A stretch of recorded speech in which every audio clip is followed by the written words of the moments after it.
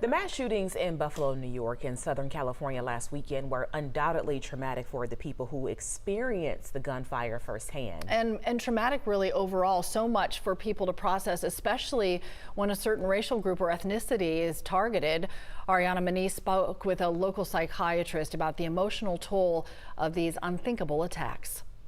It's just hard to not really have such an emotional, gut-wrenching response to these things happening. As you can see, I'm still have quite a lot of raw emotion about what happened. 3 down inside so far, 2 outside. Put as many cars as you possibly can. The country's latest mass shooting at the Tops grocery store in Buffalo Saturday left 10 people dead. And people are expressing their own trauma on social media in the wake of this tragedy, after police shared the 18-year-old suspected gunman came up with a plan to target Black people at the supermarket. There is definitely a gut-wrenching reaction when we hear about people being hunted based on their race and shot and killed. For clinical psychiatrist Dr.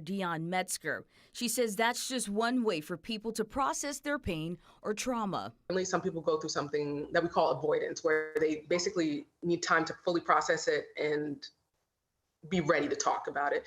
But there's other people who process trauma openly, where they like to kind of have an open discussion about it, whether it's on Twitter or, any kind of social media platform or Facebook, where you're able to really just talk it out. Dr. Metzger says everyone handles trauma or pain differently, and adds if someone's being quiet about a devastating event, that could be that person's way of processing things. Although she does point to a few signs where a person may need some help. First, if you notice that somebody's just isolating a little bit more, they're a little bit more quiet, or they're just, not coming out, just being more isolated. That's a first sign. Second thing is if they're self-medicating. Very often when things like this happen and they're so scary, we want to numb ourselves to it. As people remember and reflect in their own way on those lives that were taken in Buffalo, Dr. Metzger offers this advice if images are somewhat overwhelming just days after the shooting.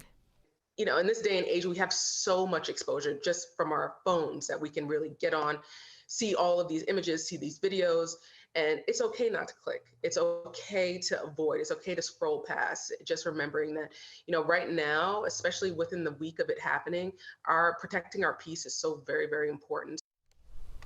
And Dr. Metzger says she hopes the conversation across the country will shift toward why these racially charged mass shootings keep happening and really zero in on some solutions. She says it is important for parents to go ahead and talk about these tragedies with their kids who are middle school aged and above and answer any questions they might have.